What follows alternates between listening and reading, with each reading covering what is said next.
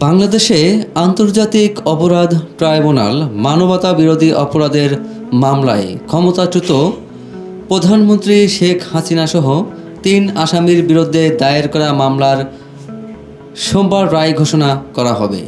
এর প্রতিবাদে এবং এই আদালতের কার্যক্রম বাতিল সহ বিভিন্ন দাবির কথা উল্লেখ করে রোববার ও সোমবার কমপ্লিট শাটডাউন কর্মসূচি পালনের দাবি করছে বাংলাদেশে কার্যক্রম নিষিদ্ধ থাকা আওয়ামী লীগ।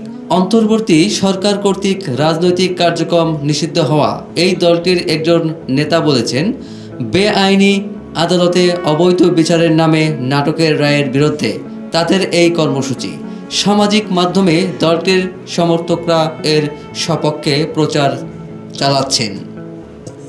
প্রসিকিউটর গাজী মনোয়ার হোসাইন তামিম রোববার বলেছেন, রায়ের যে অংশটুকু ট্রাইব্যুনাল পড়ে শোনাবেন সে অংশটুকু ট্রাইব্যুনালের অনুমতি সাপেক্ষে বাংলাদেশ টেলিভিশন সম্প্রচার করবে। বাংলাদেশ টেলিভিশনের মাধ্যমে অন্য গণমাধ্যমও সরাসরি সম্প্রচার করতে পারবে। এদিকে শনিবার রাত থেকেই দেশের বিভিন্ন স্থানে যানবাহনে আগুন ও ককটেল বিস্ফোরণের একাধিক ঘটনা ঘটেছে। তবে পুলিশ বলছে সব বিষয়কে মাথায় রেখেই নিরাপত্তা পরিকল্পনা নেওয়া হয়েছে, তাই আতঙ্কিত হওয়ার কোনো কারণ নেই।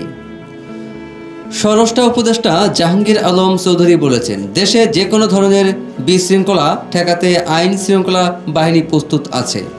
এদিকে বিএনপি মহাসচিব মির্জা ফখরুল ইসলাম আলমগীর ঢাকায় এক অনুষ্ঠানে বলেছেন, আগামীকাল সোমবার ফ্যাসিস্ট হাসিনার গণহত্যার রায়কে কেন্দ্র করে একটা মহল দেশে নৈরাজ্য সৃষ্টি করার জন্য পায়তারা করছে।